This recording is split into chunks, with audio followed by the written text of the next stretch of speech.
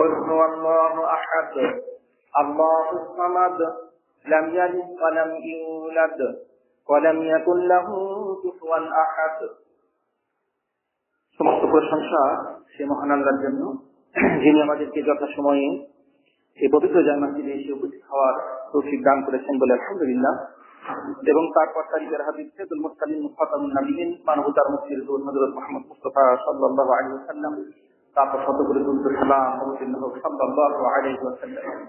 সম্মানিত উপস্থিত মুসল্লিগণ, আজকে আমরা ওহীর বিধান কায়েমের গুরুত্ব ও আবশ্যকতা নিয়ে আলোচনা করব ইনশাআল্লাহ। ওয়া তাওফীক ইল্লা বিল্লাহ। আমরা গত জুমাতেও এই সম্পর্কে আলোচনা করেছিলাম, আজকেও এই সম্পর্কে কিছু আলোচনা করব ইনশাআল্লাহ। ওয়া তাওফীক ইল্লা বিল্লাহ। ওহীর বিধান জীবনের সকল ক্ষেত্রে বাস্তবায়ন করা হচ্ছে জরুরি। এটি হচ্ছে আমাদের উপরে ফরজ একটি দায়িত্ব। পবিত্র কোরআনুল কারীমে আল্লাহ সুবহানাহু ওয়া তাআলা সূরা আনফালের মধ্যে বলতেছেন যে ইয়া আইয়ুহাল্লাযীনা আমানু, হে ঈমানদারগণ, ইস্তাজিবু লিল্লাহি ওয়া লির রাসূল, তোমরা আল্লাহর ডাকে সাড়া দাও, তার রাসূলের ডাকে সাড়া দাও। আমরা আগে জেনেছি যে ওহীর বিধান হচ্ছে আল্লাহর পক্ষ থেকে আসা কোরআনের বিধান এবং সহিহ হাদিসে রাসূল সাল্লাল্লাহু আলাইহি ওয়াসাল্লাম থেকে আসা সহিহ হাদিসে যে বিধান রাসূল আমাদেরকে দিয়েছেন, সেই বিধানকেই আমরা মূলত ওহীর বিধান বলছি। ওহীর বিধান হচ্ছে আল্লাহর পক্ষ থেকে আসা বিধান, যেটি আমরা কোরআনের মাধ্যমে এবং সহিহ হাদিসের মাধ্যমে লাভ করেছি। সেই বিধান আমাদেরকে বাস্তবায়ন করতে হবে। সেই বাস্তবায়ন করাটা হচ্ছে আমাদের জন্য একটি ফরজ দায়িত্ব, যে ফরজ দায়িত্ব আল্লাহ সুবহানাহু ওয়া তাআলা আমাদের উপরে পবিত্র কোরআনুল কারীমে এবং রাসূল সাল্লাল্লাহু আলাইহি ওয়াসাল্লাম তার বাণীতে বহু হাদিসে তিনি বর্ণনা করেছেন। সূরা আনফালে আল্লাহ বলছেন যে হে ঈমানদারগণ, তোমরা আল্লাহর ডাকে এবং তার রাসূলের ডাকে তোমরা সাড়া দাও যখন রাসূল তোমাদেরকে ডাকবেন, যাতে করে তিনি তোমাদেরকে জীবিত করবেন, যাতে করে তিনি তোমাদেরকে জীবিত করবেন। তাহলে এখান থেকে বোঝা গেল যে আল্লাহর যত ডাক আছে, রাসূলের যত ডাক আছে, আল্লাহর ডাক আছে তার কোরআনে ইয়া আইয়ুহাল্লাযীনা আমানু ইয়া আইয়ুহান নাস, এই বলে আল্লাহ কিন্তু কোরআনুল কারীমে মানুষদেরকে আহ্বান করেছেন, ঈমানদারদেরকে আহ্বান করেছেন। মানব জাতিকে আহ্বান করে আল্লাহ যত কিছু বলেছেন তাতে রয়েছে মানুষের জন্য জীবন, মানুষের জন্য চিরস্থায়ী জীবনের কল্যাণ, সেটা আখিরাতের কল্যাণ, জান্নাতের কল্যাণ। এবং রাসূলুল্লাহ সাল্লাল্লাহু আলাইহি ওয়াসাল্লাম আহ্বান করে তিনি যা কিছু বলেছেন, তার উম্মতকে আহ্বান করে, তার সাহাবীদেরকে আহ্বান করে যা কিছু বলেছেন তাতেও রয়েছে উম্মতের জন্য জীবন।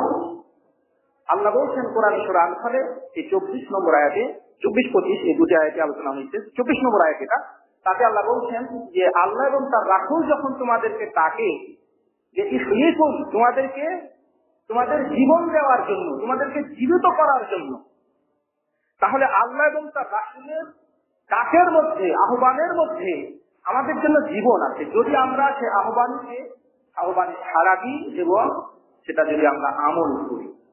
রাসূলুল্লাহ সাল্লাল্লাহু আলাইহি ওয়াসাল্লাম যতদিন বেঁচে ছিলেন, সাহাবীরা সরাসরি তার আহ্বানে সাড়া দিয়েছেন। রাসূল যখন তাদেরকে ডেকেছেন, যে কোনো সময় যে কোনো সাহাবীকে ডেকেছেন, তখন তারা সঙ্গে সঙ্গে বলেছেন লাব্বাইক ইয়া রাসূলুল্লাহ, হে আল্লাহর রাসূল, আমি উপস্থিত আছি। এ ধরনের একটি ঘটনা যেটা সহিহ বুখারীতে রয়েছে, 4447 নম্বর হাদিস, ওটা সে বুখারীতে, সে হাদিসে বলা হচ্ছে না, 4474 নম্বর হাদিস, সেখানে বলা হচ্ছে যে আবু সাঈদ বিন মুআল্লা তিনি কিন্তু সালাত করতেছিলেন, মসজিদে সালাত করতেছিলেন। রাসূলুল্লাহ সাল্লাল্লাহু আলাইহি ওয়াসাল্লাম তাকে ডাকলেন, আবু সাঈদ তাকে ডাকলেন। তো তিনি সালাত যেহেতু করতেছিলেন, সেজন্য সঙ্গে সঙ্গে রাসূলের ডাকে তিনি সাড়া দিলেন না। তিনি নিজেই ঘটনাটা বলতেছেন যে আমি মসজিদে ছিলাম, আমি কিন্তু সালাতরত অবস্থাতে ছিলাম, ফালাম উজিবহু, আমি কিন্তু তার ডাকে তখন সঙ্গে সঙ্গে সাড়া দিতে পারিনি। মানে তিনি ভাবতেছিলেন যে আমি তো সালাত করতেছি, আর রাসূল ডাকতেছে, তো সালাত পড়ে গেলে আমি তাকে সাড়া দিব। তো তিনি কিন্তু সঙ্গে সঙ্গে সাড়া দেননি। তো সালাত করার পরে, সালাত শেষ করে তখন বললেন, আল্লাহ রাসূলকে যে সালাম দিয়ে বলতেছেন, ইয়া রাসূলুল্লাহ ইন্নী কুনতু ফি সালাহ, মানে আমি কিন্তু সালাতে ছিলাম, সেজন্য সঙ্গে সঙ্গে আপনার ডাকে কিন্তু সাড়া দিতে পারিনি। তখন রাসূল বললেন যে আলাম ইয়াকুলিল্লাহ আল্লাহকে কথা বলেনি সূরা আনফালের মধ্যে? সূরা আনফালে কিন্তু আপনার 24 নম্বর আয়াত আল্লাহ বলছেন ইস্তাজিবু লিল্লাহ, তোমরা আল্লাহর ডাকে সাড়া দাও, ওয়ালির রাসূলি এবং রাসূলের ডাকে সাড়া দাও। তাহলে আমি যখন তোমাকে ডেকেছিলাম তোমাকে সঙ্গে সঙ্গে আমার ডাকে সাড়া দিতে হতো। সালাত বাতিল, সাড়া দেওয়াটা তোমার জন্য তখন কি ছিল? ফরজ ছিল, দায়িত্ব ছিল। অন্য হাদিসে এসেছে, সে হাদিসটি আবার উবাই ইবনে কাব ছিল, যে হাদিস এসেছে তিনি তখন বলেছিলেন যে আমি ইনশাআল্লাহ পরবর্তীতে আর ভুল করবো না, আপনি যখনই ডাকবেন তখনই আমি তাকে ছাড়া দেবো। ওটা আরেকজন সাহাবী, সেটা তিরমিজির বর্ণনা দিচ্ছে। আর এখানে বুখারীর বর্ণনা দিচ্ছে যে একদিন তিনি আবু সাঈদ বিন মুআল্লাকে তিনি ডেকেছিলেন, তো তিনি সঙ্গে সঙ্গে তাকে ছাড়া দেননি। তিনি রাসূল তাকে সতর্ক করে দিলেন যে দেখো, আল্লাহ কিন্তু বলেছেন যে আল্লাহ এবং তার রাসূল যখনই তোমাদেরকে ডাকবে তখনই তাকে ছাড়া দিবে, এতে সঙ্গে সঙ্গে ছাড়া দেওয়া তোমার দায়িত্ব ছিল। তো রাসূল সাল্লাল্লাহু আলাইহি ওয়াসাল্লাম যখন বেঁচে ছিলেন তখন সাহাবীরা রাসূলের ডাকে তারা সঙ্গে সঙ্গে ছাড়া দিয়েছেন। রাসূল সাল্লাল্লাহু আলাইহি ওয়াসাল্লাম তাদেরকে দ্বীন শিক্ষা দিয়েছেন, আমল শিক্ষা দিয়েছেন, চরিত্র শিক্ষা দিয়েছেন, আদর্শ শিক্ষা দিয়েছেন। যে আদর্শ, যে শিক্ষা তাদের চিরস্থায়ী জীবনের জন্য কাজ করেছে, অর্থাৎ আখিরাতের জীবনের জন্য কাজ করেছে। তো এই জন্য আল্লাহ বলতেছেন যে যাতে করে তিনি তোমাদেরকে জীবিত করবেন, জীবন দান করবেন। সেই জীবন হচ্ছে আখিরাতের চিরস্থায়ী জীবন, জান্নাতের জীবন হচ্ছে সত্যিকার জীবন। আর যে জীবন মানুষ জাহান্নামে লাভ করবে সেটা আসলে জীবন না। এজন্য কোরআনে বলা হয়েছে যে যারা জাহান্নামে যাবে তারা জাহান্নামে না বেঁচে থাকবে আর না মরবে, অর্থাৎ বেঁচে থেকেও যেন বেঁচে থাকা হচ্ছে না তাদের কষ্ট আর কষ্ট যেহেতু তাদের ভোগ করতে হবে অনন্তকালের জন্য সেই কষ্ট। এজন্য সেটা আসলে জীবন না, সেটা প্রকৃত ভালো জীবন না। ভালো জীবন হচ্ছে জান্নাতের জীবন। রাসূলুল্লাহ সাল্লাল্লাহু আলাইহি ওয়াসাল্লাম সাহাবীদেরকে আহ্বান করে, আল্লাহ তাআলা মানব জাতিকে, ঈমানদারদেরকে আহ্বান করে যে নির্দেশ দিয়েছেন, সেই নির্দেশের মধ্যে আমাদের জন্য আখিরাতের জীবন রয়েছে, কল্যাণকর জীবন রয়েছে। তো রাসূলুল্লাহ সাল্লাল্লাহু আলাইহি ওয়াসাল্লাম তখন আবু সাঈদ বিন মুআল্লাকে বললেন যে আমি কি তোমাকে সূরা কোরআনের এমন একটি সূরা বলবো না যেটা আমি তোমাকে মসজিদ থেকে বের হওয়ার আগেই কিন্তু কোরআনের একটি মহান সূরার ব্যাপারে, বিশাল সূরা, বড় সূরা, সেই সূরা সম্পর্কে আমি তোমাকে কিন্তু বলবো। তো আবু সাঈদ বলতেছেন যে রাসূলুল্লাহ সাল্লাল্লাহু আলাইহি ওয়াসাল্লাম যখন বেরিয়ে যাওয়ার উপক্রম হলেন তখন আমি তাকে বললাম যে আপনি তো বলেছিলেন যে আমাকে একটা বিশাল বড় সূরা আপনি শিক্ষা দিবেন, তো সেটা কি বলেন? তো রাসূল বললেন যে সেটা হলো আলহামদুলিল্লাহি রাব্বিল আলামিন, এই যে সূরা ফাতিহা। সেই সূরা ফাতিহা, এটাই হচ্ছে আল্লাহ নবী বলছেন যে এই সূরাটা হচ্ছে মহান সূরা। আল্লাহ নবী বলছেন ইয়া আসাবুল মাসানি, এটা হচ্ছে সাবুল মাসানি, বারবার পঠিতব্য 7টি আয়াত বিশিষ্ট সূরা, যে সূরাটা দিয়ে আমরা প্রত্যেক সালাত আদায় করে থাকি, নফল হোক, ফরজ হোক, যে কোনো সালাত প্রত্যেক রাকাতে এই সূরা পড়া লাগে। এই জন্য এটাকে সাবুল মাসানি বলা হয়, বারবার পঠিতব্য একটি সূরা যেটা প্রত্যেকটা রাকাতেই পড়া লাগে। এবং বললেন আল কুরআনুল আযীম, আল কুরআনুল আযীম আল্লাযী উতীতুহু, আর এটা হলো কুরআনুল আযীম, এটা হচ্ছে মহান কুরআন। তো এখানে কুরআনুল আযীম বলা হলো, অর্থাৎ এই সূরাটিকে মহান কুরআন বলা হলো। কুরআনের অর্থ হচ্ছে যে যেটা আমরা তেলাওয়াত করে থাকি, পাঠ করে থাকি, সেটাই হচ্ছে কুরআন। এখানে এই সূরা ফাতিহাকে মহান সূরা বলা হলো। তো এটা প্রমাণিত হলো এই হাদিস থেকে যে রাসূলুল্লাহ সাল্লাল্লাহু আলাইহি ওয়াসাল্লাম যখন বেঁচে ছিলেন তখন সাহাবীরা তার ডাকে সঙ্গে সঙ্গে তারা সাড়া দিয়েছেন এবং তারা সাড়া দেওয়া জরুরি ছিল। এখন রাসূল সাল্লাল্লাহু আলাইহি ওয়াসাল্লাম যখন মারা গেলেন তো রাসূল সাল্লাল্লাহু আলাইহি ওয়াসাল্লাম কিন্তু তার সাহাবীদেরকে, তার উম্মতদেরকে আহ্বান করে অসংখ্য হাদিস তিনি বর্ণনা করেছেন, অসংখ্য হাদিস তিনি বলে গেছেন উম্মতকে লক্ষ্য করে, জাতিকে সম্বোধন করে। তো সেই সমস্ত সম্বোধনে সাড়া দেয়া, এর অর্থ হলো সেটাকে গ্রহণ করা। এজন্য এজাবাত মানে জবাব দেয়া, সাড়া দেয়া, এটা হচ্ছে দুই ধরনের। একটি হচ্ছে এজাবাতু বিল কওল, মুখে সেটা সাড়া দেয়া সঙ্গে সঙ্গে, যেটা এখন আমাদের জন্য সম্ভব না। রাসূল কিন্তু আমাদেরকে এখন আহ্বান করবেন না, তিনি মারা গেছেন যেহেতু, কিন্তু তিনি আমাদেরকে আহ্বান করে অসংখ্য আদেশ নিষেধ তিনি দিয়ে গেছেন, যেগুলো আমাদেরকে গ্রহণ করতে হবে। তাহলে ডাকে সাড়া দেওয়া হচ্ছে দুই ধরনের, একটা হচ্ছে কি কথা দিয়ে সাড়া দেয়া, আর একটা হচ্ছে কি কাজের মাধ্যমে সাড়া দেয়া। আপনাকে যখন কেউ কিছু বললো যে এই সময় দিকে তো আপনি আসলেন, সঙ্গে সঙ্গে তাকে সাড়া দিলেন, তারপরে সে বললো যে তোমাকে এই কাজটা করতে হবে, তখন আপনি ওই কাজটা করলেন, তাহলে ওটা ওই কাজটা করাটা এটা হচ্ছে আমলের মাধ্যমে তাকে ছাড়া। সঙ্গে সঙ্গে জবাব দিলেন যেটা, আসলেন যেটা, সেটা হচ্ছে কথার মাধ্যমে সঙ্গে সঙ্গে বললেন, সঙ্গে সঙ্গে আপনি তার কাছে আসলেন, এসে বললেন যে তোমাকে ওই কাজটি করতে হবে বা অমুক সময় অমুক জায়গাতে তিনি আসবে, তখন আপনি তার কথাতে যখন সেখানে গেলেন, তাহলে ওটা আমলের মাধ্যমে আপনি তার সেটাকে ছাড়া দিলেন, কাজের মাধ্যমে দিলেন। আর যখন সে ডেকেছিল সঙ্গে সঙ্গে আপনি তাকে ছাড়া দিয়েছিলেন, সেটা কথার মাধ্যমে। এজন্য যখন সালাতের আজান হয় তখন আমরা কিন্তু আজানের জবাব দিই, এটাকেও কিন্তু আজানের জবাব বলা হয়। যখন মুয়াজ্জিন আল্লাহু আকবার বলবে তখন তার জবাবে ওই কথাটি বলতে হবে, আল্লাহু আকবার আল্লাহু আকবার। মুয়াজ্জিন যখন এভাবে বলতে থাকে আশহাদু আল্লা ইলাহা ইল্লাল্লাহ, তখন যারা শুনছেন তারাও কিন্তু জবাব দিবেন আশহাদু আল্লা ইলাহা ইল্লাল্লাহ, এভাবে জবাব দিবেন। আর যখন মুয়াজ্জিন বলবেন হাইয়া আলাস সালাহ হাইয়া আলাল ফালাহ, তখন যারা আজান শুনলেন তাদেরকে বলতে হবে লা হাওলা ওয়ালা কুওয়াতা ইল্লা বিল্লাহ। এটা মতো ক্ষেত্রেও কিন্তু তাই। তাহলে এই যে আপনি জবাবটা দিচ্ছেন, এটা কিন্তু তার জবাব দেওয়া হচ্ছে, সঙ্গে সঙ্গে তার জবাব দেওয়া হচ্ছে, এটা কথার মাধ্যমে জবাব দেওয়া হচ্ছে। এখন আমল কাজের মাধ্যমে জবাব দেয়া কেমন? আপনি বাড়িতে বসে বসে আজান শুনতেছেন, মুয়াজ্জিন বলতেছে হাইয়া আলাস সালাহ, তুমি সালাতের দিকে আসো, অর্থাৎ মসজিদে আসো। তাহলে আপনি যখন ওযু করে মসজিদে আসলেন তখন কিন্তু সঙ্গে এটা কিন্তু আমলের মাধ্যমে আপনি মুয়াজ্জিনের এই আহ্বানে সাড়া দিলেন, হাইয়া আলাস সালাহ, তুমি সালাতের দিকে আসো।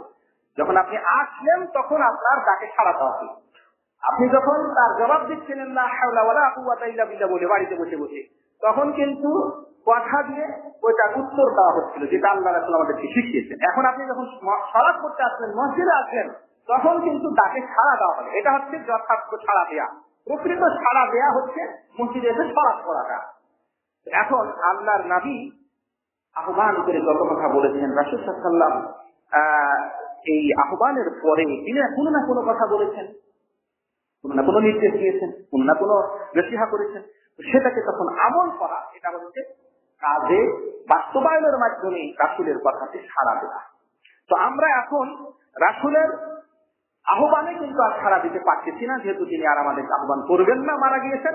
কিন্তু তিনি আমাদেরকে আহ্বান করে, আমাদেরকে সম্বোধন করে অনেক কথা তিনি বলে গিয়েছেন, সেগুলো আমাদেরকে এখন আমল করতে হবে। সে আমল করার জন্য সূরা আনফালে 24 নম্বর আয়াতে আল্লাহ নির্দেশ দিচ্ছেন যে আল্লাহ এবং তার রাসূল যখন তোমাদেরকে ডাকে, তখন তোমরা তার ডাকে সাড়া দাও, যাতে করে তিনি তোমাদেরকে একটি অনন্তকালের সুখময় জীবনের তিনি কিন্তু তোমাদেরকে ব্যবস্থা করে দিবেন, জান্নাতের জীবনের ব্যবস্থা। এই জন্য আল্লাহ সুবহানাহু ওয়া তাআলার পক্ষ থেকে আসা ওহীর বিধান আমাদেরকে আমাদের জীবনে বাস্তবায়ন করতে হবে। কোরআন এবং সেই হাদিসের বিধান বাস্তবায়ন করতে হবে। আল্লাহ সুবহানাহু ওয়া তাআলা বিধান দেন, এটা তার একক অধিকার। আল্লাহ বিধান দিবেন, এটা তার একক অধিকার। এই অধিকারের মধ্যে তিনি কাউকে শরীক করেন না। এজন্য আল্লাহ পবিত্র কোরআনুল কারীমে বলেছেন যে ইন্নাল্লাহা ইয়াহকুমু মা ইউরিদ। সূরা মায়েদার 1 নম্বর আয়াতে বলছেন যে ইন্নাল্লাহা, নিঃসন্দেহে আল্লাহ তাআলা ইয়াহকুম, তিনি হুকুম দিয়ে থাকেন, নির্দেশ দেন, মা ইউরিদ, তিনি উদ্দেশ দিচ্ছেন বা দিবেন বা দিয়েছেন যত সব মা ইউরিদ, যা তিনি ইচ্ছা করছেন বা করেছেন বা করবেন। আল্লাহ তার ইচ্ছা যেটা হয় সে অনুযায়ী তিনি নির্দেশ দিবেন। মানুষের ইচ্ছা অনুযায়ী, নবীর ইচ্ছা, মানুষের ইচ্ছা, এই অনুযায়ী তিনি কাউকে নির্দেশ দিবেন না। আল্লাহ নির্দেশ দিবেন তার ইচ্ছা মতো। এই জন্য আল্লাহর যেটা ইচ্ছা হয়েছে সেই নির্দেশ আল্লাহ দিয়েছেন। আল্লাহ ইরাদাতের ক্ষেত্রে, ইচ্ছার ক্ষেত্রে আল্লাহকে বাধ্য করার অধিকার কারো নেই। এজন্য আল্লাহ যেটা নির্দেশ দিয়েছেন সেটাই চূড়ান্ত।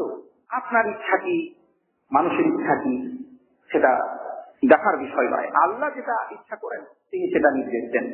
এই জন্য কেউ বলতে পারবেন না যে আল্লাহ এটা কেন ইচ্ছা করলো, এই নির্দেশটা আল্লাহ কেন দিল, এটা বলতে পারবেন না। বললে পারে আল্লাহ সুবহানাহু ওয়া তাআলার উপরে মানে খবরদারি করা হবে, আল্লাহকে একটা জিনিস করতে বাধ্য করা হবে, যেটা কোন মানব জাতি, কোন সৃষ্টি সেটা পারবে না।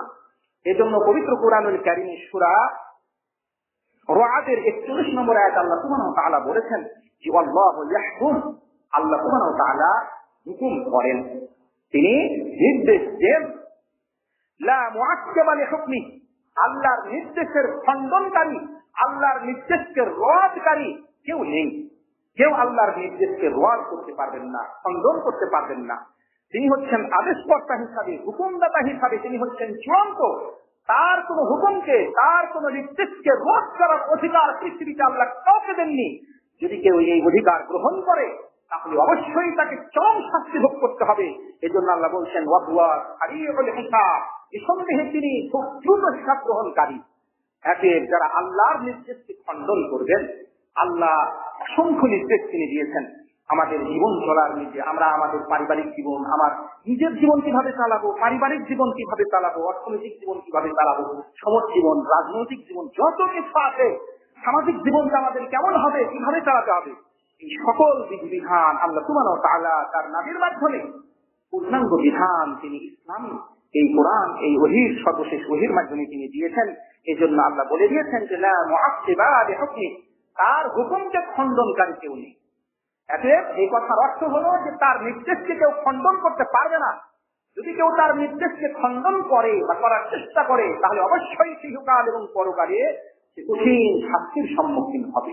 এই জন্য আল্লাহ যে নির্দেশ দিয়ে দিয়েছেন, আল্লাহ যে ফায়সালা দিয়ে দিয়েছেন, সেটা চূড়ান্ত হিসেবে গ্রহণ করতে হবে। সেটা রাসূলের মাধ্যমে হোক আর আল্লাহ সরাসরি কোরআনের মাধ্যমে হোক। এই জন্য রাসূলুল্লাহ সাল্লাল্লাহু আলাইহি ওয়াসাল্লামকে আনুগত্য করার জন্য আল্লাহ তার পবিত্র কোরআনুল কারীমে অসংখ্য জায়গায় নির্দেশ দিয়েছেন। তো আল্লাহ সুবহানাহু ওয়া তাআলা নির্দেশদাতা হিসাবে, হুকুমকর্তা হিসাবে, বিধানদাতা হিসাবে তিনি হলেন একক। এখন অনেকে বলতে পারেন যে আল্লাহ যদি একক হন তাহলে রাসূল কেন বিধান দিলেন? রাসূল যেটা বিধান দিলেন সেটা আল্লাহর হুকুমে দিলেন। এর অর্থ এই নয় যে রাসূল নিজে থেকেই কোন নির্দেশ দেওয়ার অধিকার তিনি রাখেন, হুকুম দেওয়ার অধিকার তিনি রাখেন, এটা না। আল্লাহ তাকে যে হুকুম জারি করতে বলেছেন তার জবান দিয়ে তিনি সেটা জারি করেছেন। সেই জারি করাটা এটা কিন্তু আল্লাহর নির্দেশে হয়েছে। এজন্য কেউ যদি একটা কোন ফরমান জারি করেন, কোন প্রেসিডেন্ট একটা ফরমান দিল, একটা লিখিত একটা দিল, কোন গভর্নরকে দিল বা কাকাকে দিল যে যাও এটা তুমি জারি করো, তাহলে এটা কিন্তু প্রেসিডেন্টেরই করা হলো। তার কারণে প্রেসিডেন্টের নির্দেশে তিনি সেই বিধান বা সেই জিনিসটা, সেই বা বিষয়টা তিনি চালু করতেছেন। তাহলে এটা কিন্তু আসলে লোকটা চালু করা হলো না, এটা আসলে যিনি ওই নির্দেশ দিলেন সেই নির্দেশ দাতার ওটা চালু করা হলো। এজন্য আল্লাহ পবিত্র কোরআনুল কারীমে তিনি বলতেছেন যে ওয়ালা ইউশরিকু ফি হুকমিহি আহাদা, তিনি তার নির্দেশের ক্ষেত্রে, তিনি তার হুকুম দেওয়ার ক্ষেত্রে তিনি অন্য কোন কাউকে তিনি শরীক করেননি। তাহলে লা ইউশরিকু, তিনি শরীক করেন না ফি হুকমিহি আহাদা, তার হুকুমের মধ্যে, তার বিধানের মধ্যে, তার হুকুম জারি করার মধ্যে তিনি কাউকে শরীক করেন না। এতে আল্লাহর রাসূলকে দিয়ে আল্লাহ যেটা হুকুম জারি করেছেন সেটা আল্লাহরই হুকুম জারি করা। এই জন্য আমরা কয়েকদিন আগে আলোচনা করেছিলাম যে যেটা বলি সেটা কিন্তু আল্লাহর ভাষাতেই কোরআনুল কারীমে এসেছে, আর একটা রাসূলের জবান দিয়ে হাদিসে এসেছে। এই জন্য আল্লাহর নবী বলেছেন যে আল্লাহ সুবহানাহু ওয়া তাআলা তার নবীর জবানে যেটা ফায়সালা দিতে চান সেটা তিনি তার নবীর জবান দিয়েও কি করেন, ফায়সালা দিয়ে থাকেন। এতে আল্লাহ হচ্ছেন তার ফায়সালার ক্ষেত্রে, হুকুম দেওয়ার ক্ষেত্রে একক, তিনি সেক্ষেত্রে কাউকে শরীক করেননি। এখন যদি কেউ হুকুম দেওয়ার ক্ষেত্রে, নির্দেশ দেওয়ার ক্ষেত্রে, কোন বিধান দেওয়ার ক্ষেত্রে যদি আল্লাহর সঙ্গে অন্য কাউকে শরীক করে নেয় তাহলে সেটা হবে শিরক করা, আল্লাহর সঙ্গে শিরক করা। এবং যে আল্লাহর সঙ্গে শিরক করবে সে কিন্তু চিরস্থায়ী জাহান্নামী মুশরিক হবে। সেই জন্য পবিত্র কোরআনুল কারীমে আল্লাহ বলছেন, সূরা সূরার মধ্যে তিনি বলতেছেন 21 থেকে 22 নম্বর আয়াতে আলোচনা হয়েছে যে আল্লাহুম শুরাকাউ, মানে তাদের জন্য কি শরীকগণ রয়েছে, তাদের জন্য কি এই ধরনের কোন শরীকগণ রয়েছে, অংশীদার রয়েছে। শারাউ লাহুম মিনাদ-দ্বীন, যারা তাদের জন্য দ্বীন, জীবন ব্যবস্থা রচনা করে দিবে, নির্দিষ্ট করে দিবে। শারাউ মানে শরীয়ত দিয়া, বিধান দিয়া, যে কোনো জিনিস থেকে নির্দেশ দিয়ে দেয়া। তো আল্লাহ বলছেন যে মানব জাতির জন্য, বিশেষ করে এখানে কাফের জাতির জন্য আল্লাহ এখানে উল্লেখ করেছেন যে কাফেরদের জন্য ওটা ছিল, মুসলমানের জন্য তো হুকুমকর্তা, বিধানদাতা এটা তো একমাত্র আল্লাহ। ওই কাফেরেরা আল্লাহর পরিবর্তে তাদের হুকুমদাতা, তারা বিভিন্ন ব্যক্তিকে তারা সাব্যস্ত করেছিল, নির্ধারণ করেছিল। এজন্য আল্লাহ বলছেন আম লাহুম শুরাকাউ, তাদের জন্য কি শরীকগণ আছে। শারাউ লাহুম মিনাদ-দ্বীন, যে সেই শরীকগণেরা তাদের জন্য শরীয়ত নির্ধারণ করে দিতে পারে, চলার পথ নির্ধারণ করে দিতে পারে। মা লাম ইয়াযান বিহিল্লাহ, যে নির্দেশ আল্লাহ সুবহানাহু ওয়া তাআলা দেননি। অর্থাৎ যে নির্দেশ আল্লাহ দেয়নি সেই নির্দেশ দেওয়ার অধিকার পৃথিবীতে আরো কারো নাই। সেই নির্দেশ কোরআনের মাধ্যমে হতে পারে, রাসূলের মাধ্যমে হতে পারে।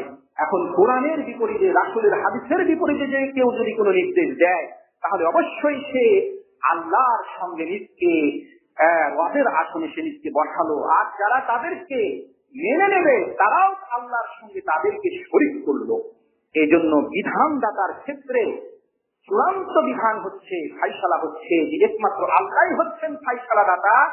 ফাইসালার ক্ষেত্রে, নির্দেশ দাতার ক্ষেত্রে, বিধান রচনার ক্ষেত্রে, হুকুম জারির ক্ষেত্রে আল্লাহ এবং তার রাসূলের বিরোধিতা করে কোন হুকুম জারি করার ক্ষমতা পৃথিবীতে আল্লাহ কাউকে দেয়নি। যদি কেউ যদি এই ক্ষমতা গ্রহণ করে তাহলে অবশ্যই সে তাকে তার রবের আসনে সে তাকে বসালো, আল্লাহর সাথে সে নিজকে শরীক করলো, অংশীদার নিজকে সে বানালো আল্লাহর সঙ্গে, যে অধিকার আল্লাহ কাউকে দেন নাই। এই জন্য সূরার মধ্যে আল্লাহ সুবহানাহু ওয়া তাআলা সুস্পষ্ট ভাবে বলে দিয়েছেন যে যে নির্দেশ রাসূল আল্লাহ দেননি, সেই ধরনের কোন নির্দেশ, সেই ধরনের কোন বিধান অন্য কেউ দিতে পারে না।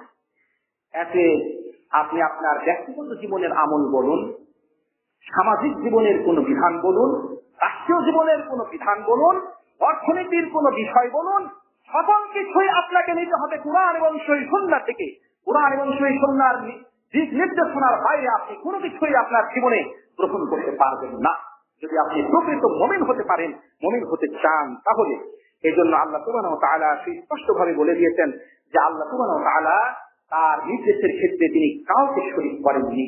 যাহা তিনি খুশি তাহা নির্দেশ দিয়েছেন, সেটা সরাসরি তার ওহিয়ে মাতলু কোরআনের মাধ্যমে অথবা ওহিয়ে গায়ের মাতলু হাদিসের মাধ্যমে তিনি সেটা দিয়েছেন। কেউ যদি ধর্মের নামেও কোনো কিছু, আমলের নামেও কোনো কিছু রচনা করে, তাহলে অবশ্যই সেও কিন্তু তাকে আল্লাহর আসনে, রবের আসনে সে বসাবে। আপনি আমলের নামে, অনেকে আছে আমলের নামে বিভিন্ন আমল বানাচ্ছে আর জনগণকে সে আমলের উপরে উৎসাহিত করছে বা আমল করার জন্য নির্দেশ দিচ্ছে। এজন্য আমাদেরকে সতর্ক সাবধান থাকতে হবে। শরীয়তের বিধান, দণ্ডবিধান যেমন একটি বিধান, যেহেতু যে দণ্ডবিধান আল্লাহ দিয়েছেন সেটার বিপরীতে কোনো দণ্ডবিধান রচনা করা যায় না, সেটা হারাম। সেটা যদি কেউ বৈধতা নিয়ে সে যদি করে সেটা, তাহলে অবশ্যই সে চিরস্থায়ী জাহান্নামী মুশরিক। অনুরূপ ভাবে যদি কেউ এমন বিধান রচনা করে, আমলগত বিধান, যে আমলটার বিধান আল্লাহ দেয়নি, রাসূল দেয়নি, হাদিসে নাই, একটি বিধান জারি করে দিল যে এটা করো, ফজিলত পাওয়া যাবে, তাহলে অবশ্যই সেও কিন্তু নিজেকে রবের আসনে বসাবে। এই জন্য ফাজাইলের আমলের নামে অসংখ্য বই আছে, যে বইয়ে অসংখ্য ফজিলত, জান এবং জয়ীব এবং মানুষের বানোয়াটের আমলের কথা বর্ণনা আছে। এই জন্য সতর্ক সাবধান থাকতে হবে। মাকসুদুল মুমিনিন, বেহেশতের কুঞ্জি, এই ধরনের অসংখ্য বই আছে, যে বইয়ে অসংখ্য আমল আছে, যে আমলগুলো তারা নিজেরাই রচনা করে, নিজেরাই বানিয়ে সেটা জনগণের কাছে পেশ করেছে। যারা এটা করেছে তারা অবশ্যই এই মুশরিকি কাজ করেছে, এই কাজের জন্য অবশ্যই তাদেরকে চরম শাস্তি ভোগ করতে হবে। আর যারা এটা গ্রহণ করবে না জেনে, না শুনে, না তদন্ত করে, তারাও কিন্তু চরম শাস্তির সম্মুখীন হবে। এই জন্য অবশ্যই এটাকে গ্রহণ করার সময়, আমল করার সময় যাচাই বাছাই করে আমল করতে হবে। আমি এখন আজকে অর্থকে আসতেছিলাম, গুলিস্তানের ওখানে একটা লিখে রেখেছে, একটা হ্যান্ডিয়া করে রেখে রেখেছে যে গুলিস্তানে দোয়ার করার আগে, মানে গুলিস্তানে কিভাবে দোয়া করতে হবে, তখন লেখা 3 বার ফাতিহা, 3 বার সূরা নাস, 3 বার উমুক, সূরা ইখলাস 7 বার, উমুক 4 বার। এই যে মনে হয় একটা চাপ দিয়ে রেখেছি, এইগুলো গেলে পরে এইগুলো পড়ে এতবার করে পড়তে হবে।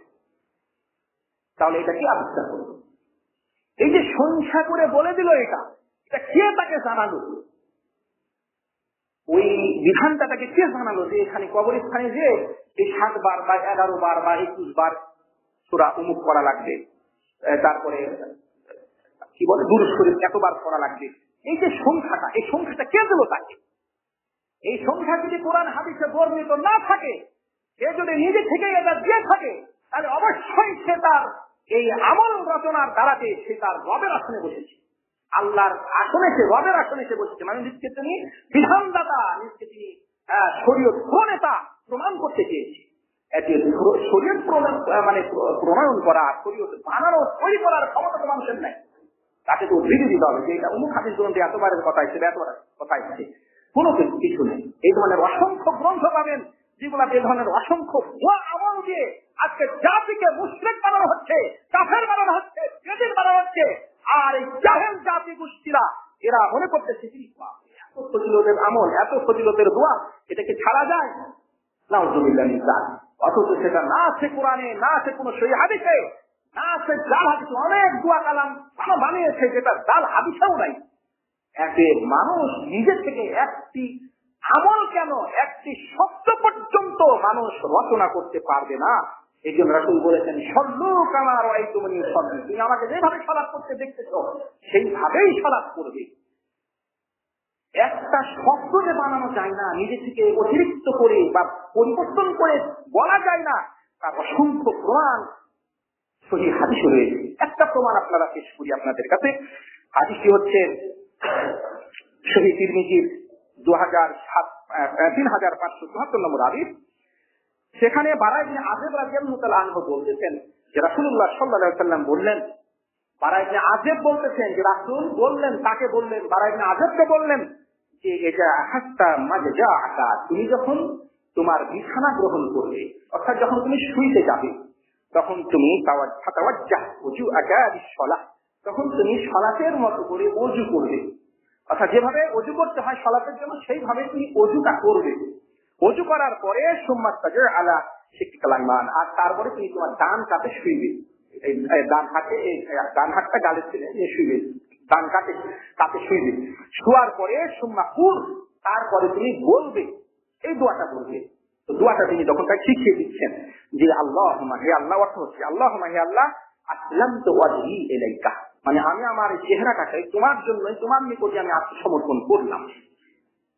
ইন্নী আসলামতু ওয়াজহি ইলাইকা, তারপরে ওয়া ফাওয়াদতু আমরি ইলাইকা, আর আমার যত কাজ আছে, বিষয় আছে, সব তোমার কাছেই সুপর্দ করলাম, ন্যস্ত করলাম।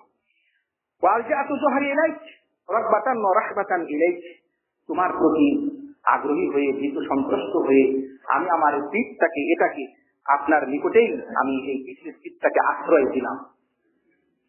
লা মালজা ওয়ালা মানজা মিনকা ইল্লা ইলাইক, আপনার ব্যতীত আপনার নিকট থেকে বাঁচার কোনো পথ, পরিত্রাণের কোনো পথ, আশ্রয়ের কোনো পথ নেই।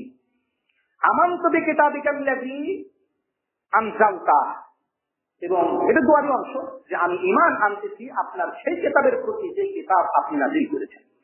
ওয়া আমানতু আচ্ছা, তারপরে ওয়া নাবিয়্যিকাল্লাযী আরসালতা, আর ওই নবীর উপরে আমি বিশ্বাস নিয়ে আসতেছি যে নবীকে আপনি পাঠিয়েছেন।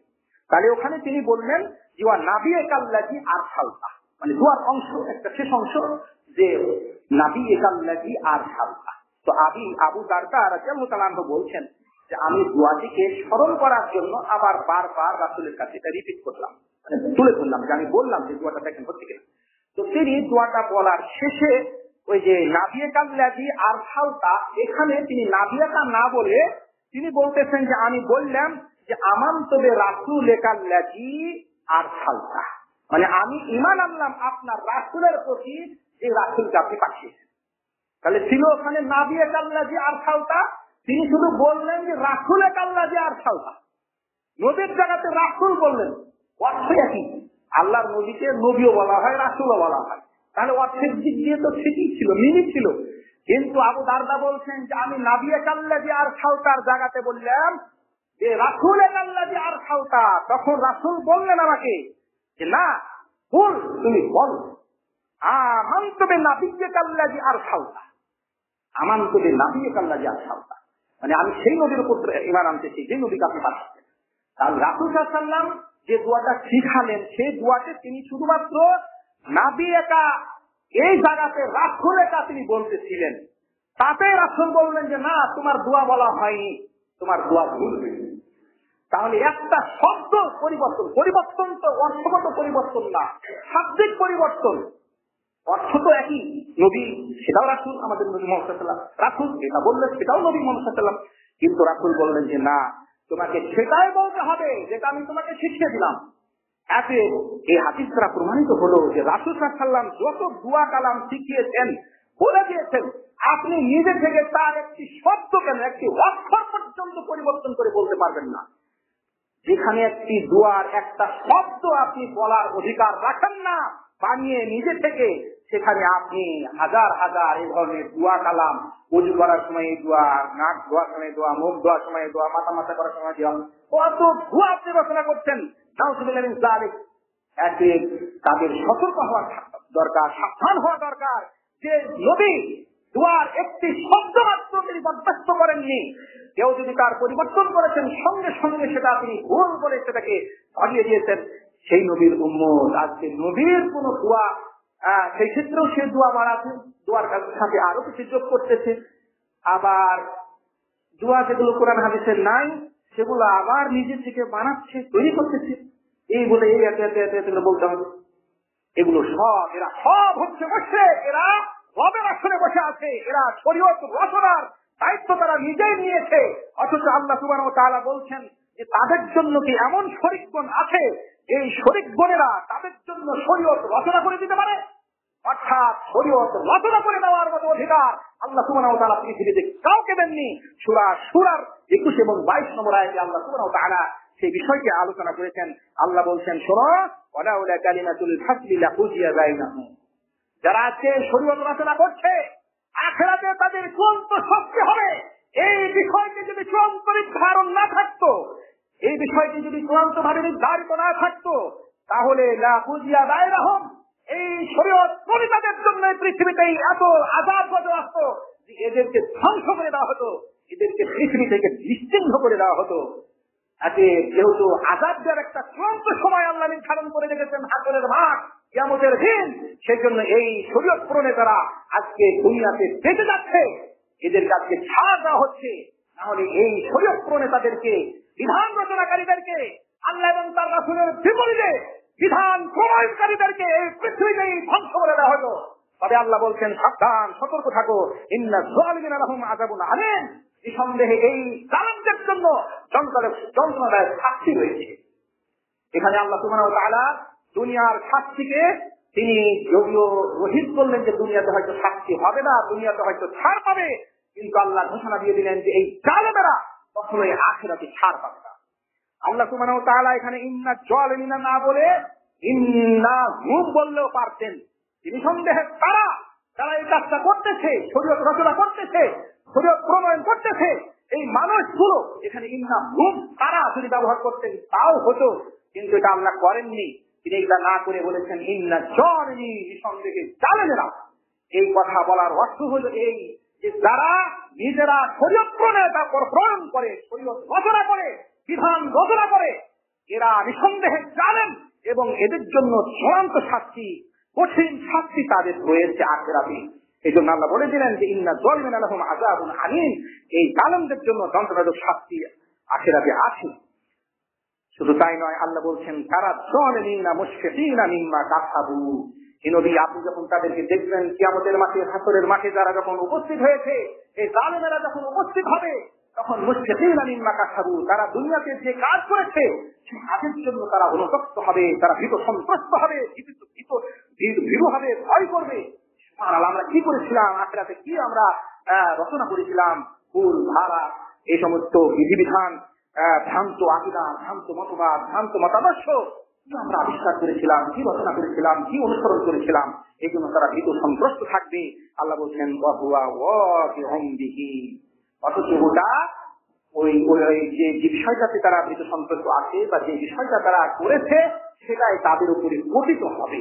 অর্থাৎ তাহা যেটা তারা দুনিয়াতে করেছে তার ভয়াবহ শাস্তি তাদের উপরই পতিত হবে, এতে এরা ছাড় পাবে না।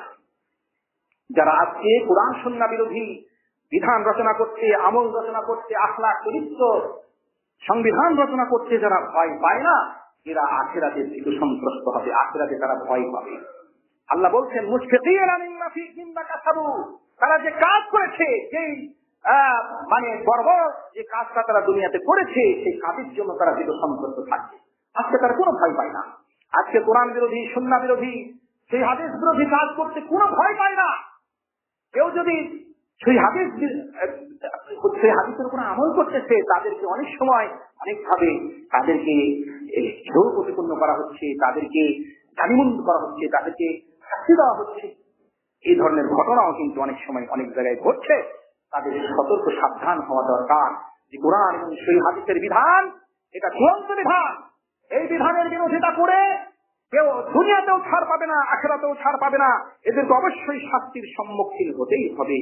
এই জন্য ওহির বিধান, চূড়ান্ত বিধান, আমাদের জীবনের সকল ক্ষেত্রে সেটা বাস্তবায়ন করতেই হবে। রাসূলকে সেই মিশন দিয়েই আল্লাহ সুবহানাহু ওয়া তাআলা এই পৃথিবীতে পাঠিয়েছিলেন। পবিত্র কোরআনুল কারীমে আল্লাহ সুবহানাহু ওয়া তাআলা সূরা ইব্রাহিমের মধ্যে বলছেন, কিতাবুন আনজালনাহু ইলাইক, এই কিতাব যেটা আমি আপনার উপরে নাযিল করেছি, লিতুখরিজান নাসা মিনাজ জুলুমাতি ইলান নূর, তাতে করে আপনি মানব জাতিকে সমস্ত ধরনের ভ্রষ্টতা থেকে, গুমরাহি থেকে, শিরক থেকে, কুফর থেকে, গুনাহ থেকে, অপরাধ থেকে বের করে নিয়ে এসে আপনি নিয়ে আসবেন তাদেরকে ইলাল হুদা, ইলান নূর, নূরের দিকে। সে নূর হচ্ছে কি? ইলা সিরাতিল আজিজিল হামিদ, সেটা হচ্ছে পরাক্রমশালী, শক্তিশালী, প্রশংসিত আল্লাহ সুবহানাহু ওয়া তাআলার পথ। সেই পথটা আপনি নিয়ে আসবেন। তাহলে বোঝা গেল যে কোরআনের পথে যদি কেউ না আসে, তারা অবশ্যই গুমরাহির পথে রয়েছে, ভ্রষ্টতার পথে রয়েছে, জাহান্নামের পথে রয়েছে, আল্লাহর পথে তারা নাই।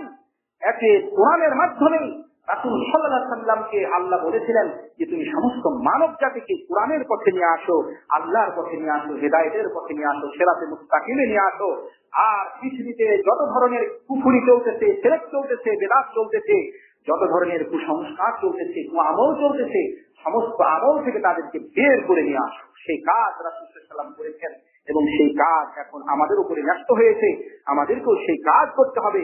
রাসূলুল্লাহ সাল্লাল্লাহু আলাইহি ওয়াসাল্লামের অনুসরণ করতে হবে, রাসূল সাল্লাল্লাহু আলাইহি ওয়াসাল্লামের আনুগত্য করতে হবে। রাসূল বলেন, আল্লাহ পবিত্র কোরআনুল কারীমে তিনি নির্দেশ দিয়েছেন যে হে ঈমানদারগণ, আতিউল্লাহ ওয়া রাসূলাহু, তোমরা আল্লাহকে মেনে চলো, তার রাসূলকে মেনে চলো।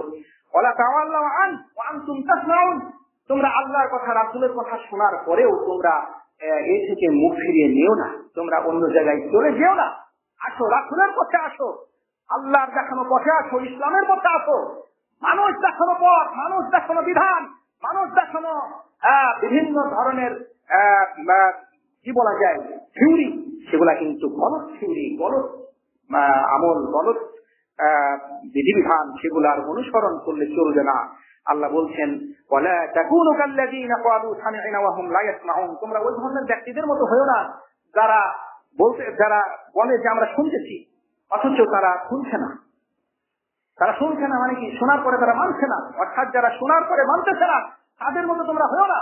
তোমরা শোনো, শোনার পরে তোমরা মানো। কোরআন শোনো, কোরআনের বিধান শোনো, হাদিস শোনো, হাদিসের বিধান শোনো, এবং শুনে সেটা মানার চেষ্টা করো। এতে ওহির বিধান মান্য করা, এটা আমাদের উপরে অতীব জরুরি একটি দায়িত্ব। আমরা আজকে আলোচনা করলাম ওহির বিধান বাস্তবায়ন করার গুরুত্ব এবং আবশ্যকতা নিয়ে।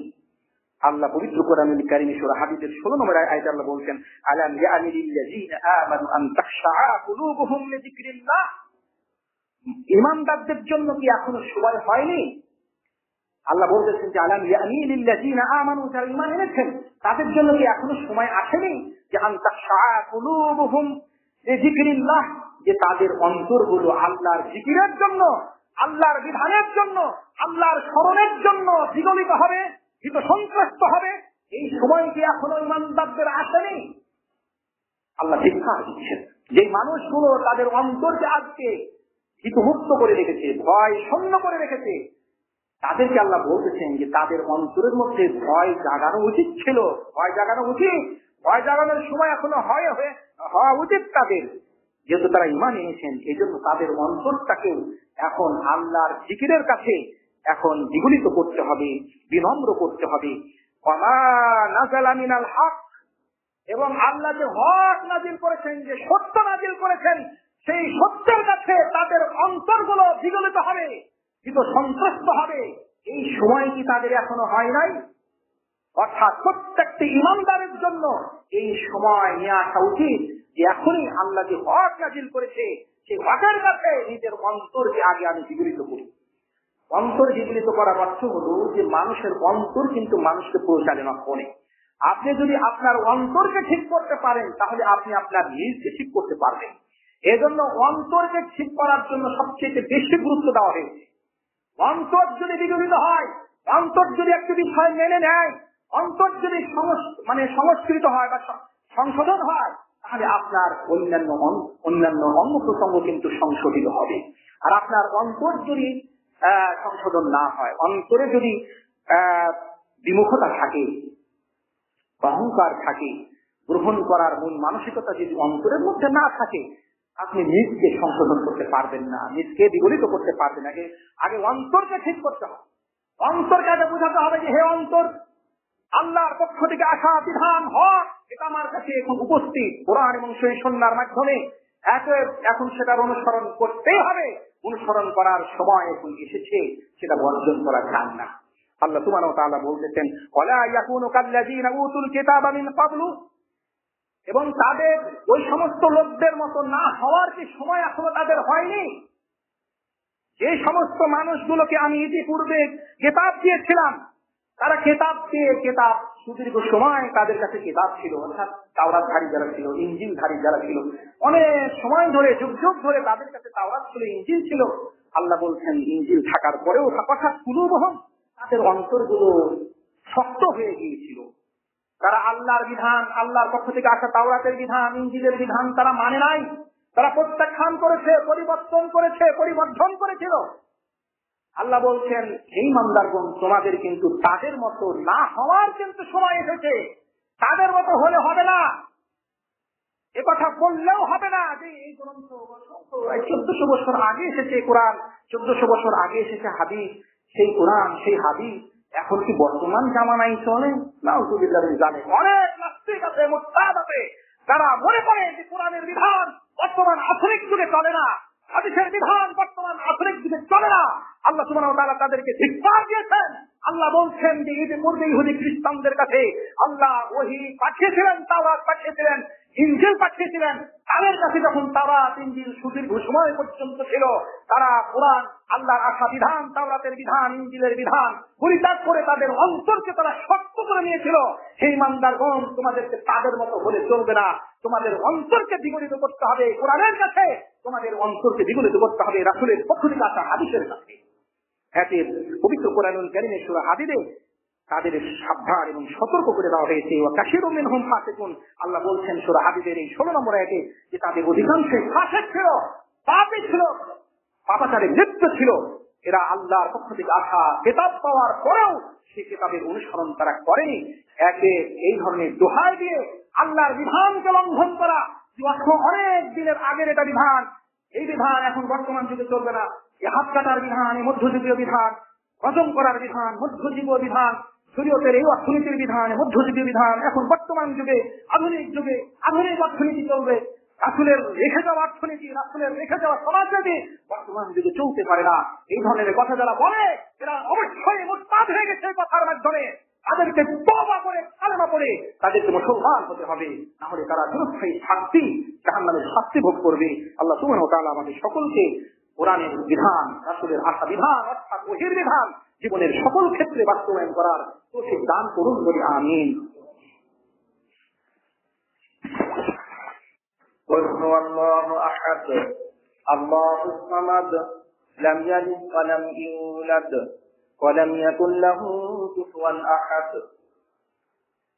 সমস্ত প্রশংসা সে মহান আল্লাহর জন্য, যিনি আমাদেরকে যথাসময়ে এই পবিত্র জান্নাতে এসে উপস্থিত হওয়ার তৌফিক দান করেছেন বলে আলহামদুলিল্লাহ।